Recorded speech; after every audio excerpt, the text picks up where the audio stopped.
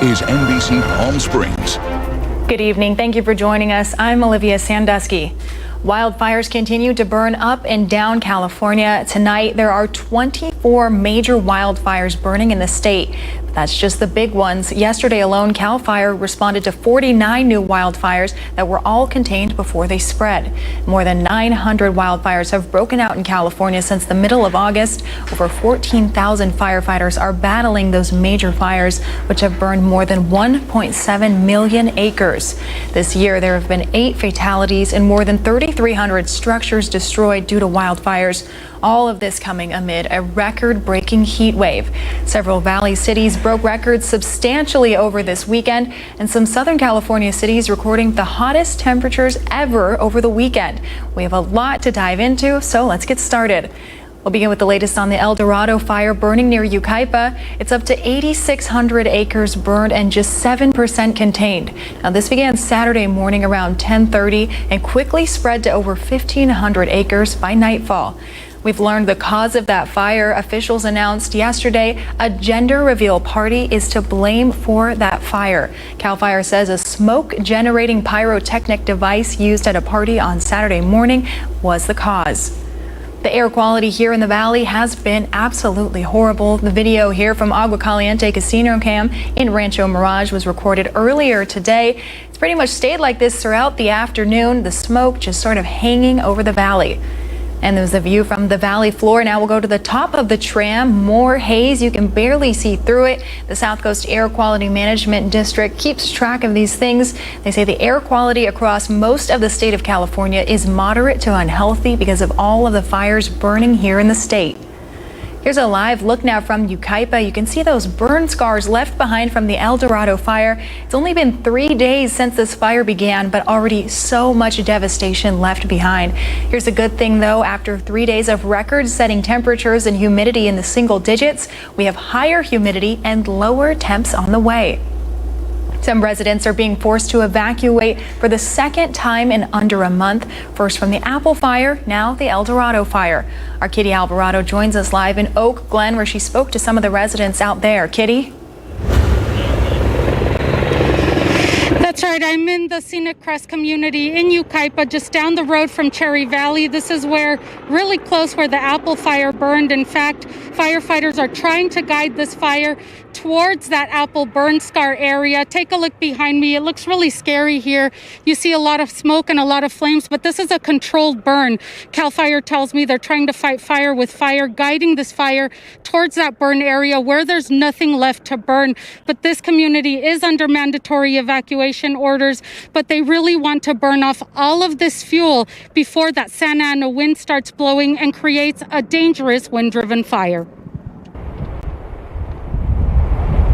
As the Dorado Fire inches closer, law enforcement is evacuating the Scenic Crest neighborhood in Yucaipa. It's a little kitty.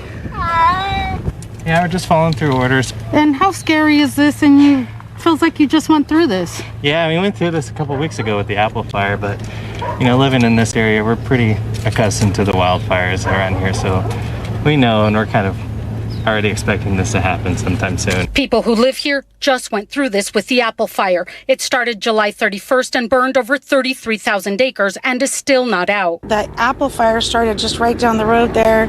That was a pretty intense fire, and it went on for days and days, and now starting it again, it's a pretty stressful event. It just seems like it's just been going nonstop. Firefighters are creating fire breaks with heavy equipment and backfire operations to guide the fire towards the Apple Fire burn scar area where there's nothing left to burn.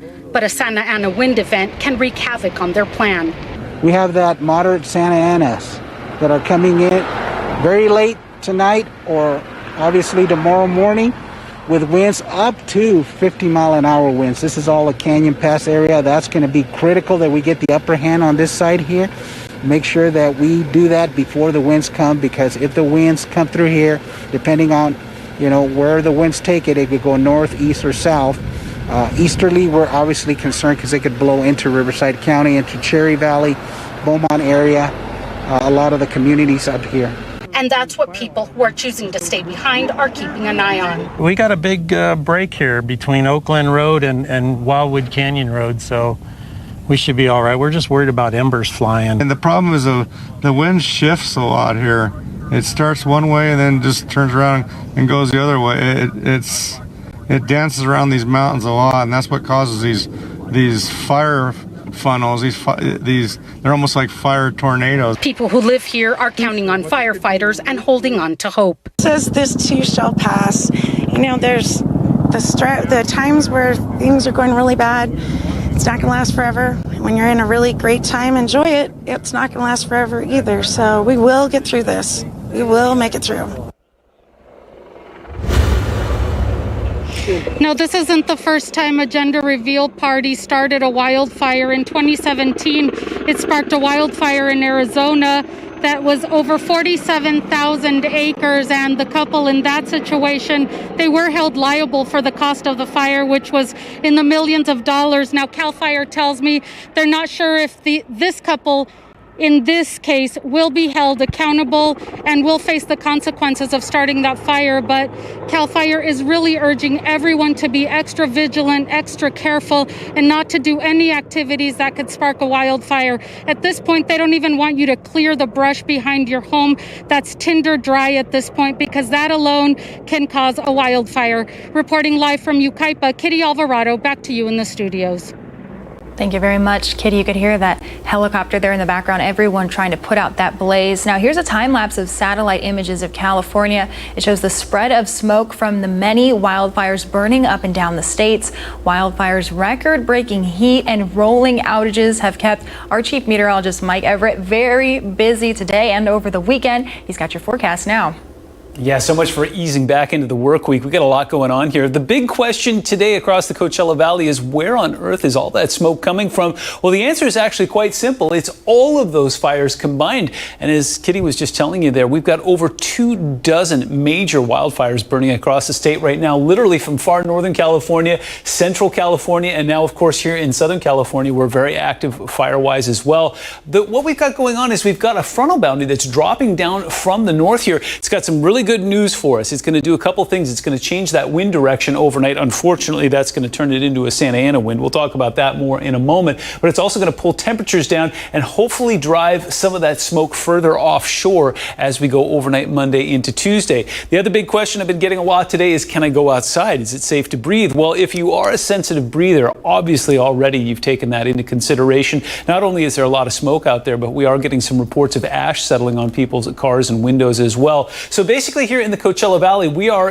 considered moderate, but we've also got kind of right on the edge of it being unhealthy to sensitive groups. So again, if you're asthmatic or if you just have any breathing issues in general, take the necessary precautions tonight. Runners, joggers, hikers, give it a rest tonight. It will improve dramatically on Tuesday. A little bit further off towards our west, especially in Riverside County, that's where the worst area is actually. They've got just straight unhealthy air running literally from northwest to southeast here all the way out towards Santa Clarita, as that smoke just chokes the Inland Empire. Red flag warnings are in place here, as we were mentioning earlier, and as Captain Herrera was saying, we're going to see that wind switch around to the northeast. That's a dry wind. When it comes off of the Mojave, that creates that Santa Ana wind, and that's really going to raise fire concerns, as if we need any more assistance with that. Red flag warnings will be in place through Wednesday evening at the earliest. They may be extended out. We'll take a closer look at that coming up. The good news is the excessive heat warning that we have been under, that shattered records this weekend, is set to expire at 8 o'clock tonight. In fact, temperatures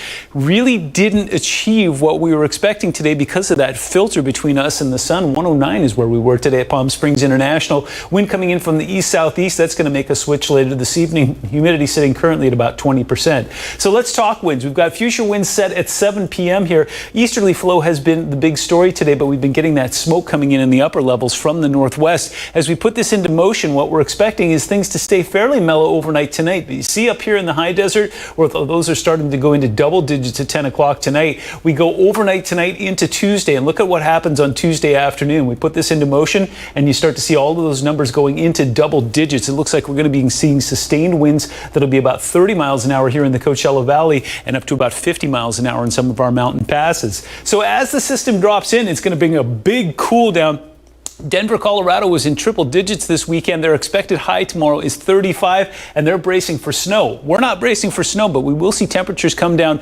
wonderfully as we go into the midsection of the week. But the price tag that is attached to that will be those gusty, dry winds. Here's what it looks like when you put it into the big picture. This is going to be a powerful storm that will regulate temperatures and bring snow along the Intermountain West, and we'll be the beneficiaries of that as well. We'll take a look at that. Here's what we're doing with surface weather analysis. That frontal boundary comes very close to us, gets those winds gusty, brings those numbers back down closer to where they should be this time of year.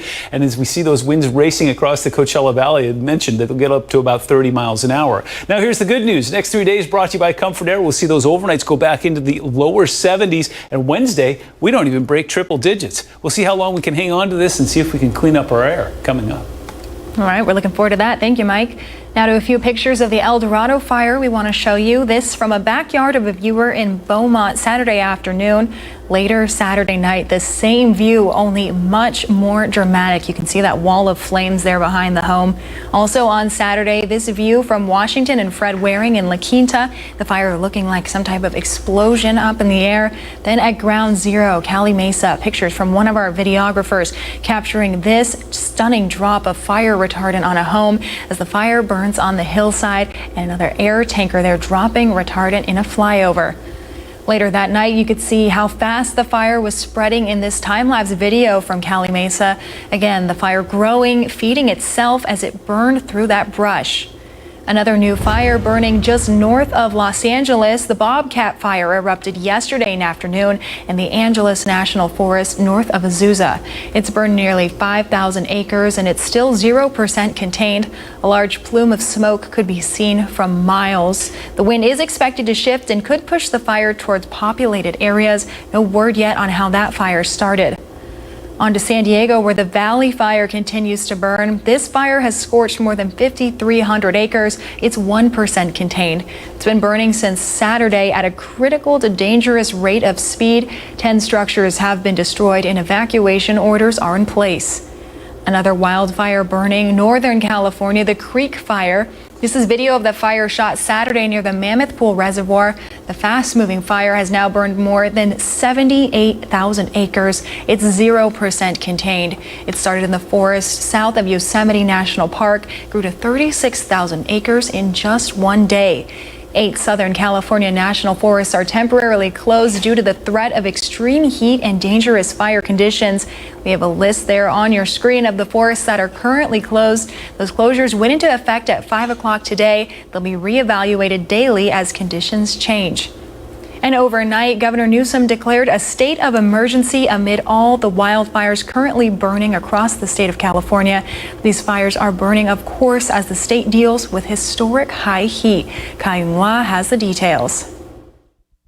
Rare and deadly heat at more than 120 degrees, bone-dry winds exacerbating flames, and almost 2.1 million acres burned. California's wildfires this year have become the worst in state history, and it is only September. A rapidly spreading fire tore through the Sierra National Forest, trapping hundreds of people at a recreation area. And situations that only can be described as just hellish conditions out there for those poor people. At least 224 were rescued from the Mammoth Pool Reservoir area after the Creek Fire blocked the only road out. Because of deteriorating weather conditions, they ended up using great and sound judgment by allowing as many people as they could possibly fit on the helicopter. About 20 evacuees had injuries from broken bones to burns. 2 were carried out on stretchers. Hiking nearby, Juliana Park said the fire moved in so fast, a forest ranger instructed them to drive through it. And it was actually per her instruction that we drove through that fire. She said it was the only way down and it hadn't yet crossed the road and that we just had to drive through it. I think if we had stayed just 10 minutes more, we might not have been so lucky. As rescuers try to work safely through the merciless challenges, California's rescuers remain positive and continue to push ahead. Whenever you have conditions that are in the 3 digits and they're across so many different areas within our jurisdiction, you're always going to be on edge a little bit. But this is something that we prepare for. This is something that we train for. This is something that we're ready for, and we'll handle that. We're taking a live look now at the community meeting about the Dorado Fire. It's being hosted by the San Bernardino County Fire Department. Residents can ask questions and get the latest details on the fire and evacuation orders. We're going to listen in for a minute on that information. Bed up to the main fire and mitigate any threat of fire continuing to progress to the north into Mountain Home Village. They progressed that along to the west, and by the end of shift today, hope to have that, plan to have that lined up with the dozer line coming off of Yucaipa Ridge in order to secure that and mitigate the threat of fire crossing Highway 38. Continuing around to the north towards Forest Falls, that fire continues to slowly progress downslope, which is a good thing for us because it's bringing it into an area that's more favorable for us to take action on it. Crews are continuing to prep along the toe of the slope. Helpful information for everybody in that area. If you want to watch, you can visit the link on your screen to join in on that meeting. Coming up next, after the first weekend of dining in the street on Palm Canyon, was it a success? We'll hear from restaurant owners after the break. Plus, a wild weekend of tennis at the U.S. Open. Tennis Channel's Andrew Krasny will break it all down for us.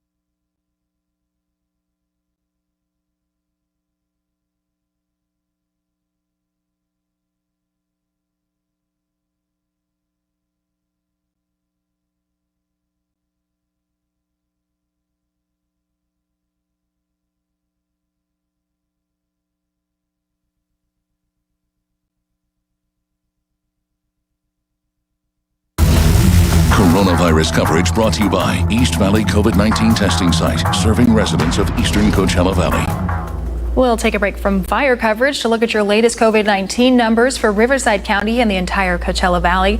Now, the county hasn't updated these numbers for the holiday weekend, so these are from Friday. Nearly 54,000 cases in Riverside County, over 13,000 of those from the Coachella Valley. 1,000 deaths county-wide, and just over 300 of those from our valley. The long Labor Day weekend was supposed to give some businesses a chance to make up lost financial ground, especially restaurants in Palm Springs, where the city allowed a 2-block stretch of Palm Canyon Drive to be closed so that those restaurants could expand their outdoor dining. A big deal for restaurants which have been under restrictions, but the move was met with record-setting heat, so we wondered if closing down Palm Canyon Drive helped out. With the heat, it was a little challenging. But we have a great misting system. We went out and bought some swamp coolers for outside.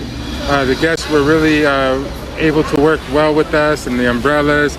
And it was really good. It was tough and challenging for both guests and our staff, but it was a great time and a great week and very, very successful for us. Some good news there. One of the other big issues going into the weekend was parking, but restaurant owners told us that there were enough spaces, especially with the 2 parking garages in downtown Palm Springs. We'll be right back after the break, but first, Mike has a look at your weather.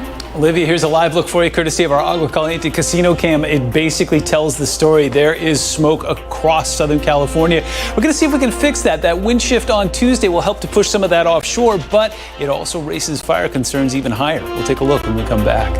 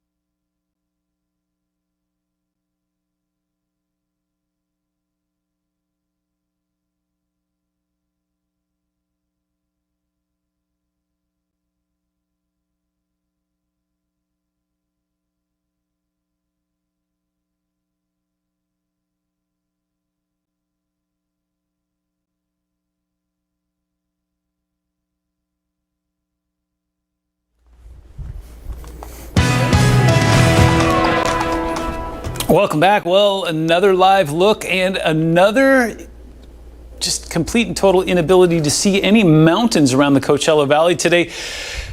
That's kind of our story. It looks so much like rain that it's almost kind of teasing us a little bit. It's been a very long time since we've seen any meaningful rain here in the Coachella Valley. We'll talk about that in a moment. We have a little bit of a good news, bad news scenario headed our way as we go into this new week here. The good news is we will be seeing a break in the heat. Records weren't just broken across Southern California this weekend. They were shattered. Palm Springs getting up over 120 for 3 days in a row, I believe. Well, that will change. In fact, we're going to be seeing a very powerful cold front that's going to make its way through the midsection of the country. It's going to take our temperatures down. It's not going to be what you could consider cold, but as it does that, the flow around this system is going to push those winds offshore. In fact, it's going to be very gusty. You heard Captain Herrera talking about that earlier. 30, 40, and possibly even 50 miles an hour right around us. So everybody, except for the Coachella Valley, has got a red flag warning. Obviously, we're sand and rocks here, so we don't have much of an issue. But as soon as you go off towards the west or out towards Joshua Tree or even out towards Imperial County, those red flag warnings will be in place until 8 p.m. on Wednesday. Gusty winds, very low humidity, and on top of that, it's still running warm. Taking a look at future winds, we'll put this into motion. This is what we're looking at as we go late tonight. This is 10 p.m. Everybody looks like they're going to be fairly mellow, but look up towards the high desert there where you see those double-digit winds. Well, those will only build as we go overnight tonight and into the day on Tuesday. So as we allow this to roll, look at everybody goes into sustained winds that will not only be in the teens, but the upper teens, some 20s up towards the high desert. 33 sustained at Big Bear will easily equate to some 40 and 50 mile an hour winds up there. And that is all forest from the Cleveland National Forest all the way out towards Santa Clarita there in the San Gabriels. It's a very, very touch and go situation. Last time we had any meaningful rain here was back during April April. It's been 149 days since Palm Springs International logged any rain. If you want some good news, though, at least we weren't 120 today. 109 is where we got to, thanks to that filtered sunshine. 86 in the overnights last night. We've talked about rolling blackouts before. The only thing we're going to ask you is just to help with that flex alert. Try not to run your dishwasher or your laundry until after 9 o'clock tonight. Current temperatures are riding in the low 100s, except for Palm Springs International, where it's currently 107. As we go through the rest of the evening, expecting those temperatures to cool very slowly. We'll be in the upper 80s tomorrow morning. We only get into the low 100s, 104 in Palm Springs, 105 in Indio, and you should see less smoke. Check out Wednesday. Behind that frontal boundary, we only get into the upper double digits. 97 will be our high on Wednesday, and then we'll regulate as we go into the weekend here. 106 on Friday becomes 110 again next Monday.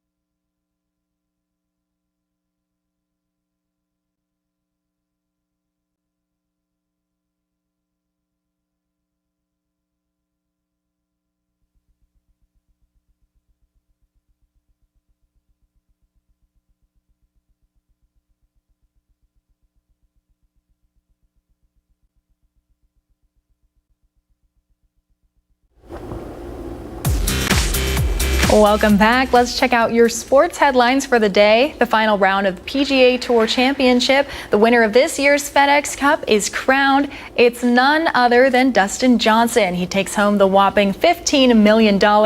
He finished the tournament at 21 under, good enough for a win by 3 strokes. Johnson led the entire way at the Tour Championship. He had a dominant FedEx Cup playoff stretch. He won the first tournament, the Northern Trust, and finished second in the BMW Championship, all leading up to today's win. Here's a look at the final FedEx Cup standings and how much each player won in bonus money. The 2020-2021 PGA Tour schedule kicks off this weekend with the Safeway Open in Napa. The U.S. Open is next. That was originally scheduled for June 18th, but pushed back due to COVID-19. Yesterday, a shocking turn of events at the U.S. Open. Novak Djokovic, the top men's seed, disqualified from the tournament after hitting a lineswoman with a ball. After losing a game, Djokovic hit a ball behind him in frustration. That ball struck the female judge in the throat. She was down on the ground for several minutes before being helped off the court. Following several long minutes of discussion with officials on the court, Djokovic was defaulted, which means he was disqualified from the tournament. We spoke with Andrew Krasny of the Tennis Channel, who's in New York for the U.S. Open, all about this incident. 100%, no gray area in the rule book at all. If somebody on court or a fan is struck by an object that a player hits out of frustration, then it's immediately a disqualification. And Soren Freimel, the referee at the U.S. Open, had no other choice. And it just is unfortunate. It's a sad day. But on the flip side of it, and you know that I always like to make lemonade out of lemons, you know, that there are some guys who are going to win a Grand Slam someone's going to win a Grand Slam for the first time. Dominic Thiem is very promising. He won the BNP Paribas Open last year. Daniil Medvedev, who made it to the finals last year against Rafael Nadal, he's got a great opportunity, and I think he's probably the favorite now remaining. We also spoke to Krasny about Serena Williams' daughter, Olympia, who seems to have stolen the show after she was pointing and waving at her mom during several of her matches. So Olympia's been to see her a few times, but this is the first time that Olympia's really seen her mom win at the U.S. Open, and in such a great fashion. She came back from a set down against former U.S. Open champion Sloane Stephens, who won in 17. And the fact that Olympia was there, it sends a message to that beautiful young girl that mommy can have it all, that mommy can work, mommy can be a mom, and she can chase after records. And as you know, she's one away from tying Margaret Court for the all-time Grand Slam list. And it was an eye-watering move from her husband Alexis to let her daughter go out on the court. We were all in tears. Finally, the question on everyone's mind, will the BNP Paribas Open take place in March? And if so, will fans be allowed to attend? First of all, I have it on my calendar. I'm telling you right now, I'm not qualified to tell you that anything's official. I'm not a doctor. I don't know where we're going to be in 2021, but I will tell you that series packages are available, mini packages are available, hotel packages are available. We're looking forward to welcoming everybody back to Tennis Paradise, where there's Spago, where there's Nobu, where there's Fuku, where there's tons to do, where Roger Federer is going to be, Serena Williams, Novak Djokovic, everyone's going to be chasing records and chasing dreams. And as of this moment, I can tell you that if you go to tennisparadise.com, you can secure your opportunity to be there in 2021. I'm very, very, very confident that Ray Moore and Phil Dorr and Peggy Michael and everyone there is really a spectacular team, and they're putting it all together, and we're hoping that it can happen for sure. Fingers crossed on that one. That does it for sports. Up next, an update on the Dorado Fire. We'll have a live report from Oak Glen in a neighborhood under mandatory evacuation orders. Plus, a new rapid COVID-19 test can give results in 5 to 10 minutes, but it also runs the risk of false positives. We'll tell you whether it could be the answer to COVID-19 testing problems. And networking in the age of COVID will show you how some people are connecting virtually as they work from home.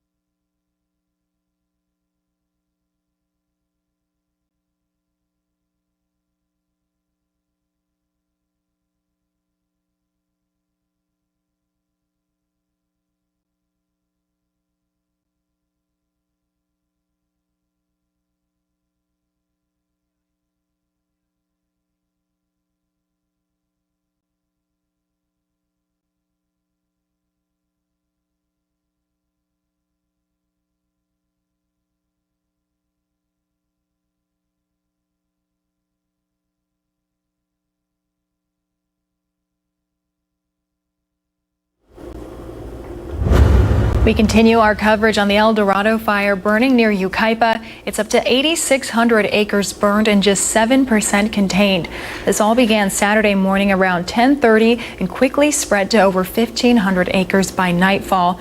And we have learned the cause of that fire. Fire officials announcing yesterday a gender reveal party is to blame for the fire. CAL FIRE says a smoke-generating pyrotechnic device used at a party on Saturday morning was the cause. The El Dorado Fire now burning in the same area as the Apple Fire, which scorched over 33,000 acres and was just contained on August 18th. Some residents are evacuating for the second time in less than a month. That Apple Fire started just right down the road there. That was a pretty intense fire, and it went on for days and days, and now starting it again, it's a pretty stressful event. It just seems like it's just been going nonstop. For the latest evacuation orders and warnings, visit rivcoready.org. Now our Kitty Alvarado is live in Oka Glen, and she joins us with the latest. Kitty? That's right, and I'm in the Scenic Crest community in Yucaipa, and that's just down the road from the from Cherry Valley, very near where the Apple Fire burned. And I'm also joined here with Captain Fernando Herrera. Now, Captain, this fire here on the eastern flank, it looks pretty scary, but tell us what exactly is going on. Well, it's a fire operation that started early this morning, started burning from Pine Bench Road, which is the Oakland area in San Bernardino County, and basically taking it all the way out here to the county line of Riverside County and tie it in with the old Apple burn scar. So far, things have been very successful. We're pretty close to tying in to the old burn scar and then start mopping up. Now, people are really scared. They're keeping an eye on it. But is there a big fire break here, or why was this necessary to do? Well, it's unburned fuel. When the fire started burning downslope earlier this morning, there's the potential of so much fuel here that hasn't burned.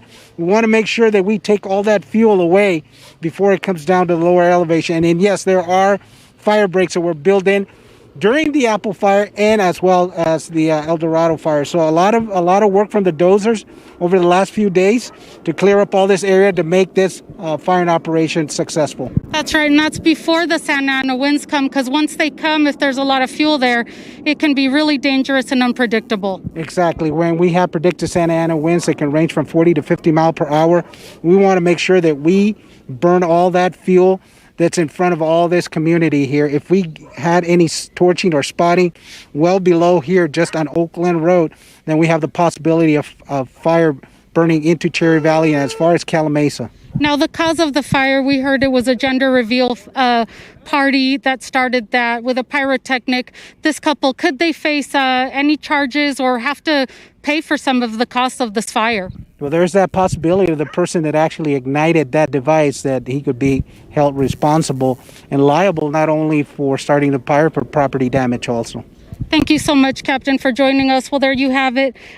Fires all over California, over 15,000 firefighters on the front lines of 24 major fires, and we're just at another one, and hopefully they get a handle on this fire before the Santa Ana wind event comes through here.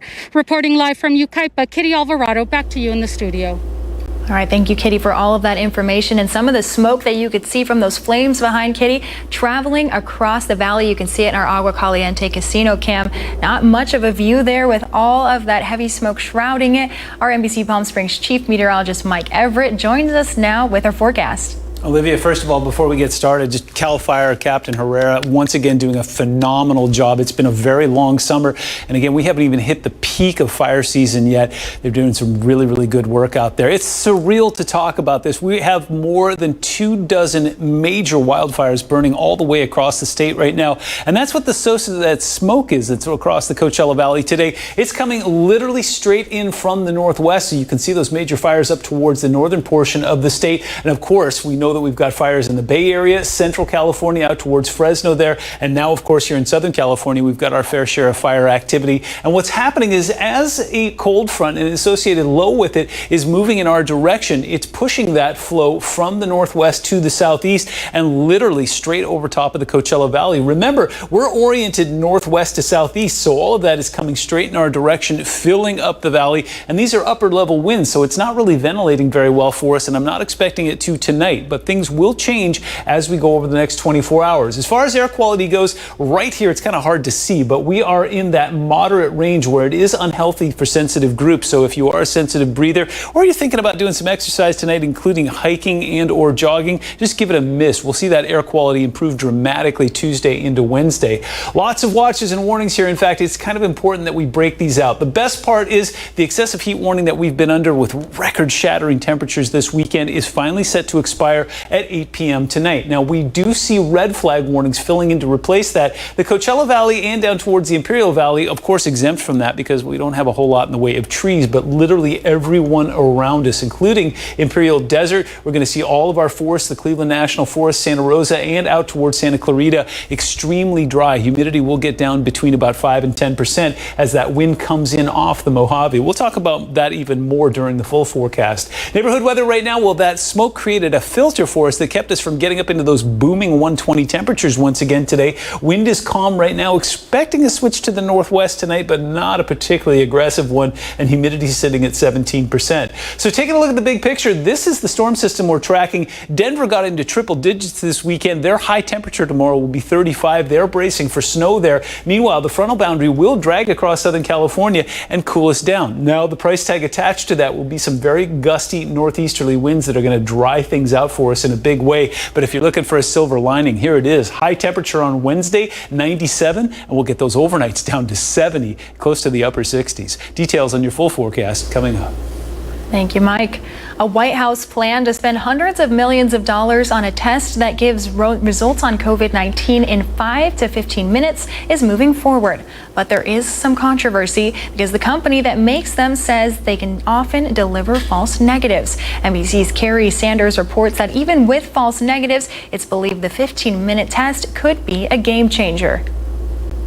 This morning, Coral Springs, Florida is using a simple 15-minute antigen test on its essential personnel, firefighters, police, and city workers. No blood samples required, just a swab from the back of the throat mixed with a solution and placed into a tray. If it turns blue, then it's positive for coronavirus. There's no better feeling than to be able to tell a family a result right on the spot before they leave, because then you can counsel them. You could help them know what to do next. To date, other COVID tests have required long waits, in some cases up to 15 days. While waiting for those results, some Americans do not quarantine, which can spread the virus even more. Dr. Deborah Birx talked about the promise of these rapid tests, just as the pandemic started overwhelming our nation. We have to be able to detect antigen rather than constantly trying to detect the actual live virus. This 15-minute rapid antigen test, now in use in Coral Springs, was developed in China. Studies on Chinese healthcare workers showed the test was accurate 80.2% of the time. This antigen test comes from China, where they say 80% success. But should we be suspect simply because this is China? I would say that as a scientist, as a researcher, I would be suspect of any test that comes to me for evaluation. If it came from China or England or New Zealand or even within America, I would say that those tests all have to be validated. This 15-minute rapid antigen test is still unproven in the United States. Dr. Peter Antevi, who is the medical director for the Coral Springs Fire Department, follows each antigen test with a more accurate, time-consuming test that examines DNA, those comparisons to be shared with the FDA. While an admittedly small test sample in Coral Springs, the 15-minute rapid tests have been 86% accurate. And while 86% accurate isn't perfect, Harvard professor Dr. Ranu Dhillon says the way to make up for that failure rate is repeated testing. 80% success rate means 20% aren't caught. Is that good enough? That definitely is good enough if you're testing frequently. So if you test one day and you're in that 20% where you're missed, but then you test yourself again the next day or 2 days later, the likelihood of being missed both of those times is exceedingly low. The FDA says antigen tests will play a critical role in the fight against COVID-19. For cities like Coral Springs, these rapid antigen tests are not only cheaper, but employees are not sidelined for days while waiting for results. And now you got a 15-minute result, and I'll be going home tonight and having dinner with my family. Because you are? Negative. Put a swab to the back of your throat. I took that 15-minute test. I am a little anxious. Aside from the gag reflex when my throat was swabbed, it was easy. And getting near instant results reduces anxiety. So I'm all clear. You're all clear. Good. Thank God. That was Carrie Sanders reporting. We could begin seeing the Abbott test later this month. They will cost about $5, and the first places we may see them used will be at workplaces or at schools. Coming up next, networking in the age of COVID. We'll show you how some people are connecting virtually as they work from home, coming up after the break. Plus, the BNP Paribas Open has been a Coachella Valley staple for years. We'll take a look back at the history of the tournament in tonight's Our Desert Past.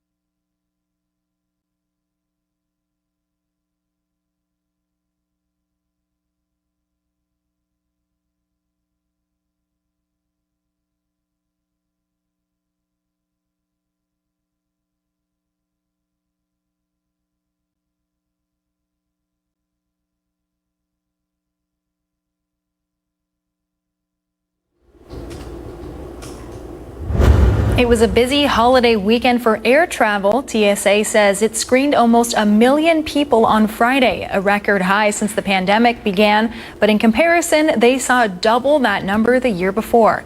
TSA says they saw less people on Saturday. Only about 500,000 people traveled on that day. We've got more coming up after the break. Plus, Mike has your forecast. Stay with us.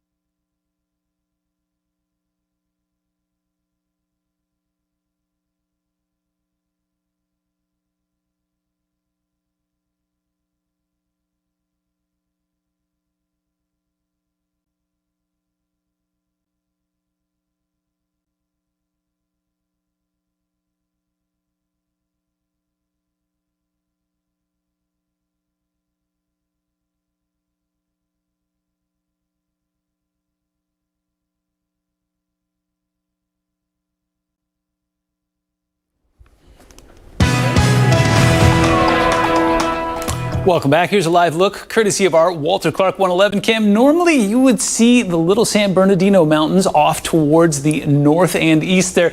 You cannot see that today. In fact, our mountains have been obscured pretty much in every direction today because of that smoke. We were looking at the GHOST satellite earlier, seeing where that's coming from, basically directly from the northwest.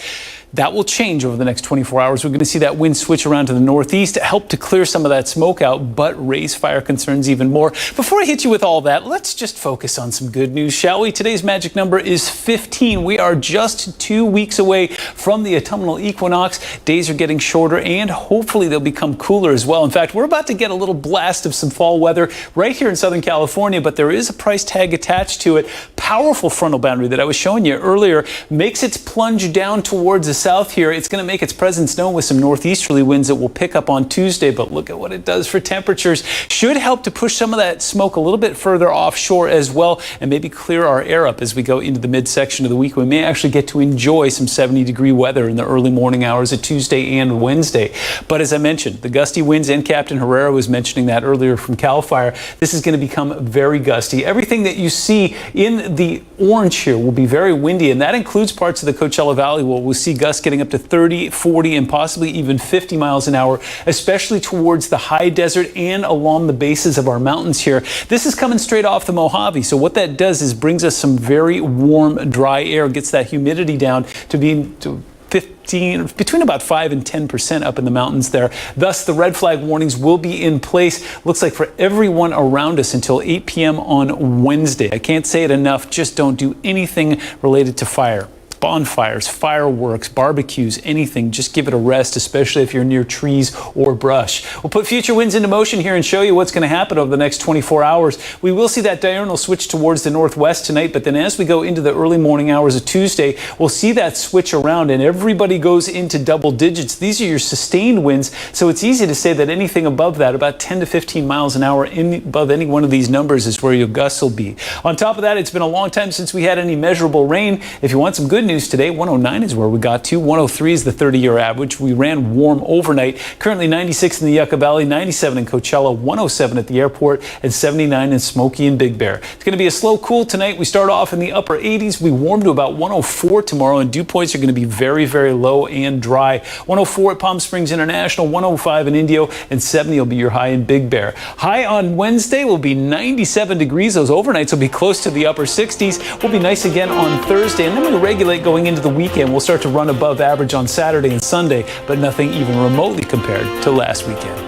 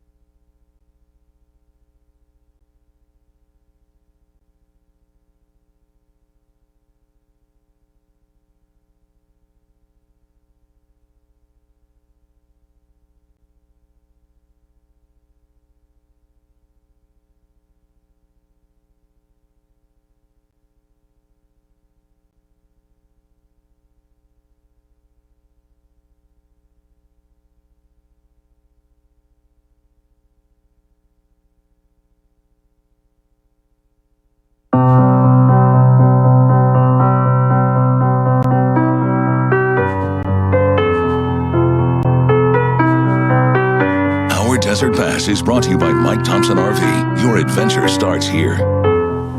Now we'll take a look back on the history of the BNP Paribas Open and how it became one of the premier tennis tournaments in the world. Here's our Gino Lamont. In 1976, Jimmy Connors won the first American Airlines tennis games. He would go on to win twice more. Jimmy Connors was one of the greatest players ever, and certainly of the 70s. In fact, there were some years there where he was by far and above the #1 player in the world. 1974, amazing year he had. And so he wins the first American Airlines games in 1976. By 1981, the tournament grabbed a big title sponsor, moved the event to La Quinta Resort as the Pilot Pen Classic. Mission Hills and the way it was set up, we were able to put a lot of bleachers around the stadium court, which was sunken. So in terms of capacity, there wasn't a lot of difference. We had more people in La Quinta because we built bigger bleachers. The tournament stayed in La Quinta until 1986. The completion of the Hyatt Grand Champions in Indian Wells allowed the growing tournament to make the move into a full-size tennis stadium. The new stadium allowed the event to grow in size and stature, but as it grew through the 1990s, the tournament was clearly outgrowing the Hyatt Grand Champions. So the city of Indian Wells had a decision to make: build a huge first-class tennis facility or lose the tournament to another city. We were bursting at the seams, and also because of the increase in prize money that the players were asking for, we could no longer afford to stay at Hyatt Grand Champions. The tournament size exploded as it moved into its new facility, but controversy quickly followed. In 2001, Venus Williams and her sister Serena Williams, two of the very best American players ever, have refused to play in the Indian Wells tournament since 2001, despite threats of financial sanctions and rating point penalties. The two were scheduled to play in 2001 semifinal, but Venus withdrew with an injury amid speculation of match fixing. The crowd for the final loudly booed sister Serena when she came out to play in the final, and continued to boo her intermittently throughout the entire match, even to the point of cheering unforced errors and double faults. Williams won the tournament and was subsequently booed during the awards ceremony. There was major trouble for us in 2001, and we had several double whammies. Firstly, we had a great sponsor, ISL, which was the largest sports company in the world, and they were our sponsor, and they went bankrupt in June of 2001. So suddenly we had no sponsor, no money, and 90 days later came 9/11. And there was not a company in the United States after 9/11 and say, oh, I think I'm going to sponsor a tennis tournament. I mean, and so we were dead in the water. But even after building the Indian Wells Tennis Garden, the threat of losing the tournament to another city didn't go away. After Pacific Life pulled their title sponsorship, once again, event organizers had a crisis on their hands. But in the end, Oracle billionaire Larry Ellison came to the rescue. And it was Larry Ellison who changed everything.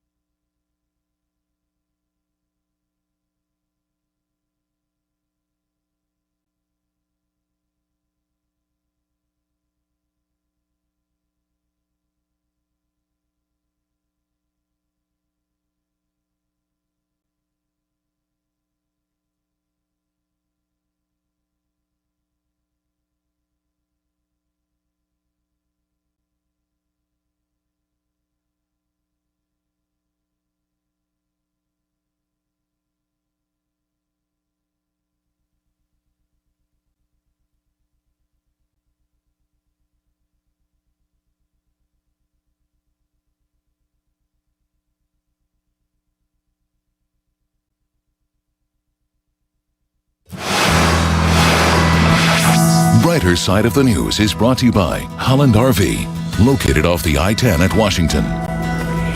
We'll leave you with a bit of a laugh tonight. A sheriff's deputy in Georgia delivering civil papers found quite the surprise inside her patrol car. Body cam video from the sheriff's office shows when the deputy got out of her car, a goat jumped inside. The deputy made several attempts to get the goat out of the car. But at one point it was knocked to the ground, but she says it wasn't injured. Eventually, the goat was able to get out. Have you ever had a goat in your car before? I think that's something I haven't had happen quite yet. Normally we'll have some tips for what to do in a situation like that. We have nothing for that. Nothing. Just open all the doors and hope. Join us at 11. Thanks for watching.